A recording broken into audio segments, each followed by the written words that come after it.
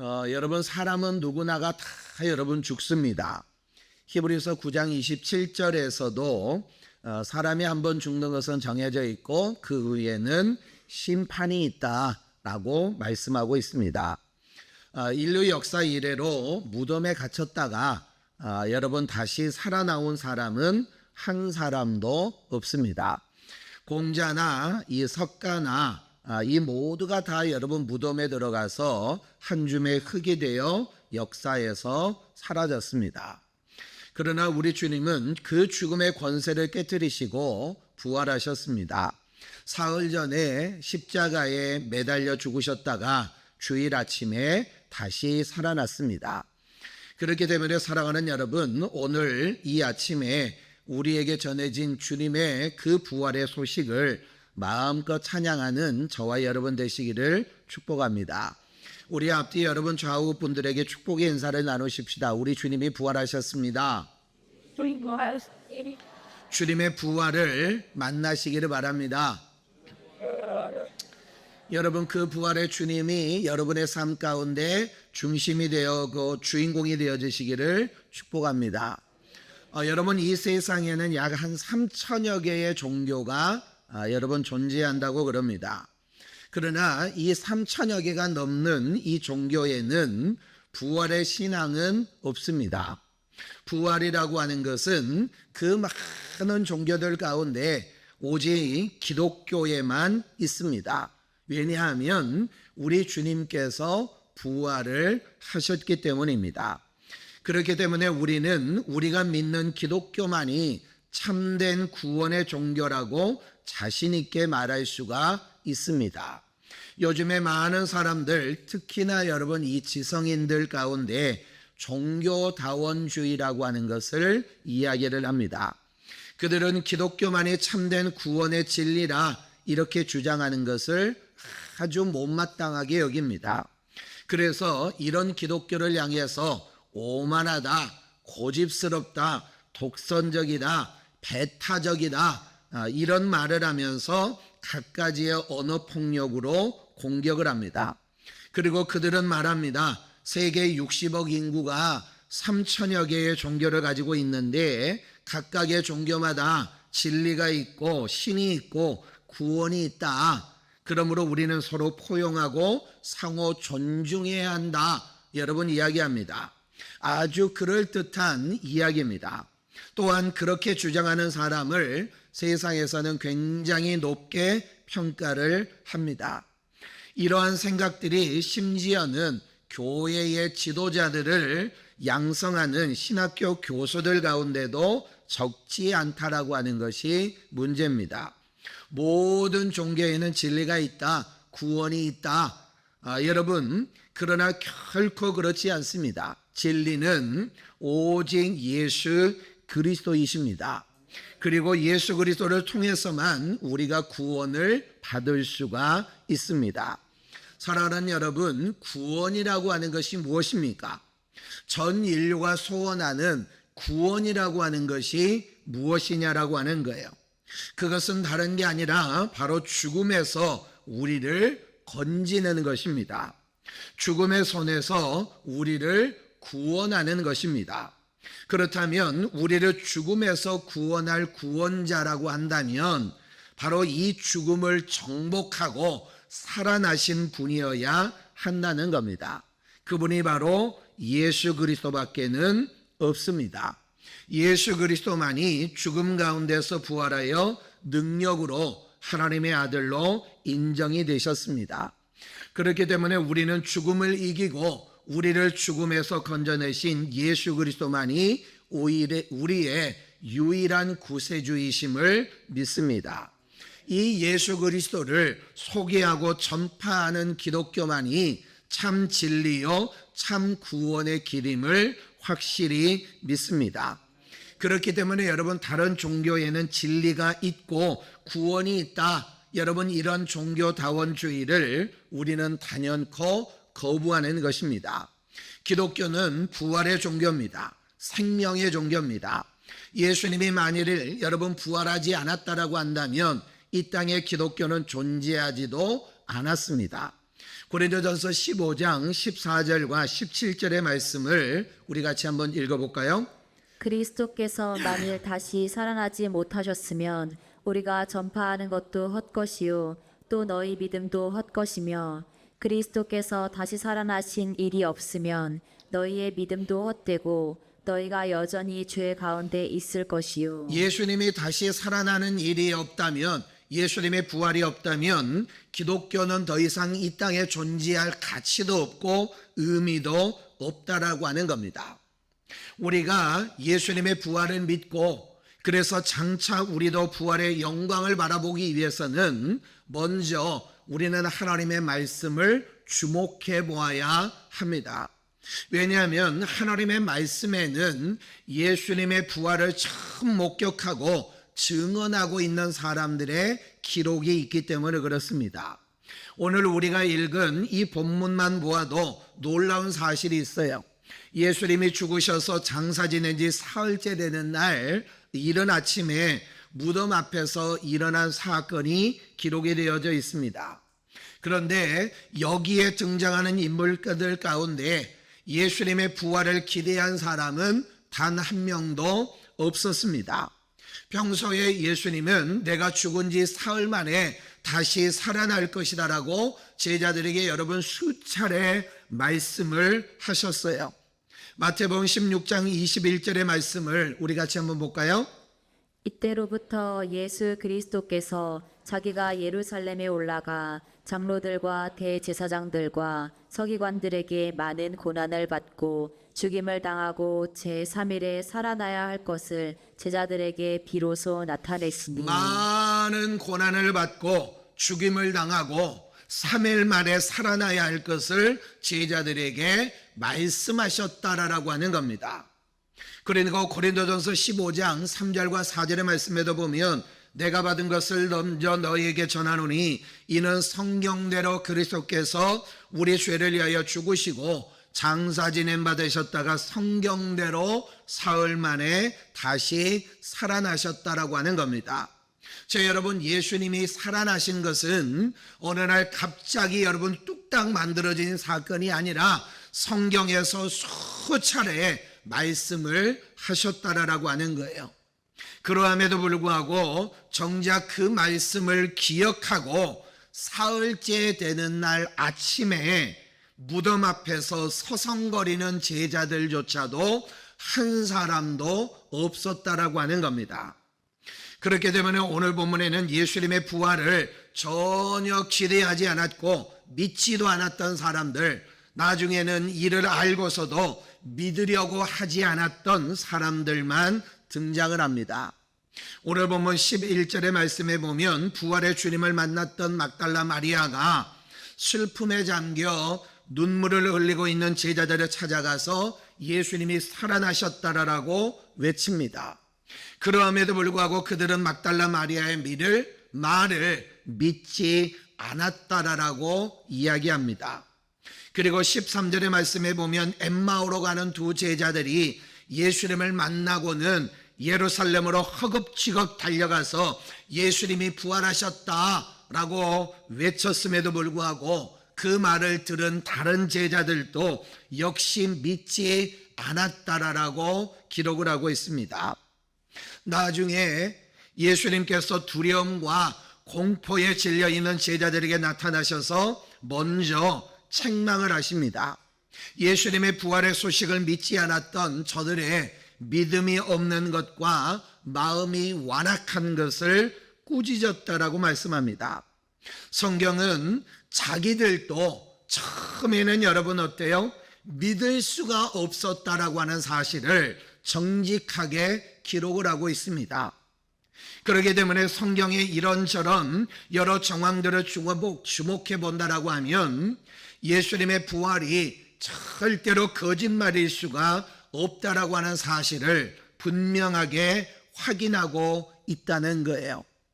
그러므로 사랑하는 여러분, 예수를 믿는다고 하면서도 아직도 부활에 대해서 회의적인 분들이 있다라고 하면 예수님의 부활을 목격하고 기록한 사람들의 기록을 정직한 마음으로 대해 보시기를 바랍니다.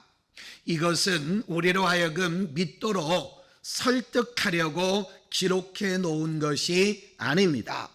자기들도 안 믿었다라고 하는 겁니다. 자기들도 도저히 믿을 수가 없었다라고 하는 거예요. 그런데 그럼에도 불구하고 이런 일이 일어났다라고 하는 것을 이야기하고 우리에게 증거할 뿐이라고 하는 겁니다. 그러므로 엄격히 보면 이 사실을 믿지 않을 수가 없습니다. 예수님이 누우셨던 무덤이 비어 있다라고 하는 사실만 보아도 그렇습니다. 빈 무덤에 대해서 설명할 길이 없어요. 만일에 여러분 이들이 주장하는 것처럼 제자들이 시체를 훔쳐갔다라고 한다면 예수님을 죽인 사람들이 그들의 공권력을 동원해서 그들의 모든 것을 동원해서 기필코라도 여러분 찾아냈을 겁니다. 뿐만 아니라 예수님은 부활하셔서 몇몇 사람들을 직접 만나셨어요. 결국 예수님을 십자가에 못 박아 죽인 자들은 엄연한 이 부활의 사실 앞에 침묵할 수밖에 없었습니다. 또한 대제사장들은 예수님의 부활의 현장에 있었던 군인들의 입을 뇌물로 틀어막았지만 예루살렘의 골목골목을 누비면서 예수님의 부활을 외쳤던 제자들과 여인들의 소리를 잠잠하게 할 수는 없었습니다. 그리하여 예수님을 십자가에 못 박아 죽인 예루살렘 도성에 예수님의 부활을 외치며 이를 믿는 거룩한 성도들의 모임인 교회가 시작이 되었습니다. 예수님의 부활이 만일에 여러분 거짓말이라고 한다면 어떻게 그 거짓말을 믿고 수만의 사람들이 모여 예수님을 찬양할 수가 있느냐라고 하는 거예요. 부활 사건은 꾸며낸 이야기도 아니고 기독교가 말하는 전설도 아닙니다. 이것은 엄연한 역사적인 사실입니다. 그렇기 때문에 우리는 철저하게 우리 주님의 부활을 믿는 것입니다. 사랑하는 여러분, 아담 안에서 모든 사람이 죽은 것 같이 예수 그리스도가 부활하심으로 예수 안에서 모든 사람이 살아있음을 믿으시기를 바랍니다. 예수님의 부활이 나의 부활임을 믿으시기를 바랍니다. 썩을 것을 심었지만 썩지 아니할 것으로 다시 살아나는 것을 믿으시기를 바랍니다. 우리는 헛된 것으로 심었지만 영광스러운 것으로 다시 사는 놀라운 부활의 축복을 믿으시기를 바랍니다. 이런 믿음이 철저하면 우리의 삶 구석구석에 이 믿음의 영향이 미치게 됩니다. 나의 사고 구석구석에 이 부활의 믿음이 영향을 미칩니다. 그래서 여러분 보는 것이 달라지고 생각하는 것이 달라집니다. 우리의 인생의 문제를 다루는 그 자세가 달라지는 겁니다. 사랑하는 여러분, 우리가 예수님의 부활을 철저히 믿어야 되는 이유는 어떤 상황에서도 이 부활 신앙 때문에 우리가 좌절하지 않는다는 겁니다. 죽음 앞에 굴복하지 않는다는 겁니다. 어떤 상황 속에서도 우리는 생명이 되시는 우리 주님을 찬양할 수가 있는 것입니다. 그리고 그 주님 안에서 우리는 더 힘있게 우리의 인생을 살아갈 수가 있습니다. 우리가 이 부활의 신앙을 철저하게 믿는다라고 하는 것은 나의 부활이 바로 나의 삶 전체를 지배한다는 겁니다. 이런 사람만이 바로 부활의 영광을 바라볼 수가 있습니다. 그러므로 사랑하는 여러분, 우리 주님의 부활을 믿으시기를 바랍니다. 그리고 나도 장차 우리 주님을 따라 부활할 것을 믿으시기를 주님의 이름으로 축복합니다. 우리가 이 부활의 영광을 바라보기 위해서 두 번째는 바로 부활하신 주님과 날마다 동행하는 것이다라고 하는 거예요. 네. 예수님은 살아계십니다. 부활하신 예수님은 우리와 늘 함께 동행하시기를 기뻐하십니다. 부활하신 예수님이 제일 먼저 찾아간 사람들이 누구인가를 살펴보면 얼마나 여러분 은혜가 되는지 모릅니다. 예수님은 부활하시고 나서서 자기를 죽이고 자기를 향하여 조롱했던 당시의 빌라도나 실세인 대제사장들과 장로들을 찾아가지 않았습니다. 예수님은 부활하시자마자 제일 먼저 여러분 막달라 마리아를 만나 주셨어요. 소망을 잃어버리고 슬퍼하며 눈물을 흘리고 있는 그 초라한 여인 막달라 마리아를 먼저 만나 주셨습니다. 그러면서 우리 주님이 말합니다. 왜 우느냐라고 말씀합니다. 저 여러분 막달라 마리아의 눈물을 보신 것이다라고 하는 거예요. 이분이 바로 부활하신 주님이십니다. 부활하신 주님은 이 한낱 여인, 남들은 죄인이라고 손가락질하고 죄인이라고 그를 멀리하는 그녀의 눈물을 보셨다라고 하는 거예요. 슬퍼하는 여인, 세상으로부터 버림받은 여인, 아무런 소망이 없어 보이는 여인, 그를 만나주시고 그의 눈물을 닦아주신 분이 바로 부활하신 주님이십니다. 또한 예수님은 문을 걸어 잠그고 눈물을 흘리며 통곡하고 있는 제자들을 찾아오셨어요. 두문불출하고 소망 없이 하루하루를 보내는 제자들을 찾아오셨어요. 예수님을 3번이나 모른다 부인하고 저주까지 하며 그의 마음속에 가책을 이기지 못해 번민하며 갈릴리 바다도 도망치다시피 했던 베드로를 찾아오셨어요. 그리고 그를 일으켜 주셨어요. 쓰라린 그의 상처, 쓰라린 그의 기억을 치료해 주셨고 그를 끌어안아 주셨어요. 이분이 바로 부활하신 예수님이시다라고 하는 거예요. 부활의 주님이 찾아가신 사람들을 가만히 보면 그분이 어떤 사람들과 동행하기를 원하시는지를 알 수가 있어요.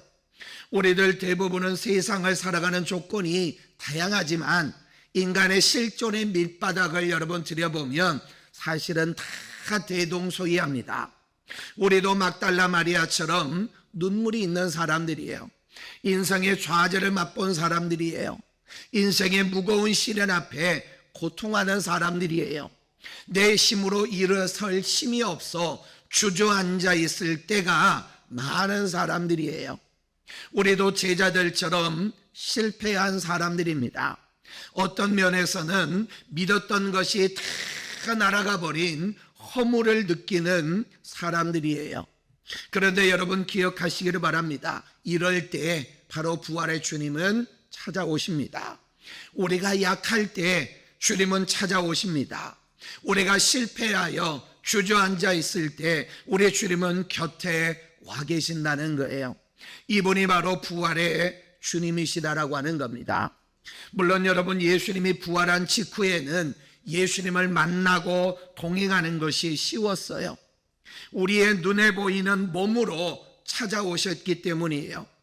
그들은 믿지 않는 그들에게 그의 손을 내밀며 그 못자국을 보라라고, 그리고 옆구리를 내보이며 그 창자국을 보라라고 내밀었을 때 그들은 손의 못자국을, 옆구리의 창자국을 볼 수가 있었어요. 제자들과 함께 음식을 나누었고 귀에 들리는 말씀으로 서로 대화할 수도 있었어요. 그러나 지금은 여러분 그렇지를 못합니다. 왜냐하면 지금은 예수님은 승천하셔서 더 존귀하고 영광스러운 모습으로 변화가 되셨기 때문이에요. 그러므로 그분은 지금 우리의 눈에 보이지 않고 우리의 손에 만질 수도 없고 그분과 대화할 수도 없다라고 하는 거예요. 지금 당장 나를 찾아와 손바닥을 내밀고 바로 나다 보아라 이렇게 말씀하지 않습니다. 우리의 눈으로 확인할 수 없는 예수님이시라고 하는 거예요. 그러나 그분은 영으로 우리와 함께 계십니다. 나는 주님 안에, 주님은 내 안에 계시다라고 하는 거예요. 어디에서나 언제나 영으로 우리 주님께서는 우리와 동행하십니다. 우리는 주님과 한 시간도 따로 떨어져 있을 수가 없어요. 그분은 지금도 살아계셔서 오늘도 이 우주를 충만하게 채우는 만유의 주가 되시는 분입니다. 그러므로 중요한 사실은 우리는 날마다 때마다 우리 주님과 동행할 수 있다는 겁니다. 그러므로 사랑하는 여러분, 우리에게는 부활의 신앙이 있습니다. 예수님은 다시 살아나셨습니다. 나도 부활합니다.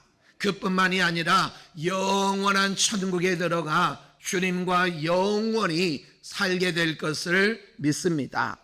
그러므로 사랑하는 여러분, 부활의 영광을 바라보시기를 바랍니다.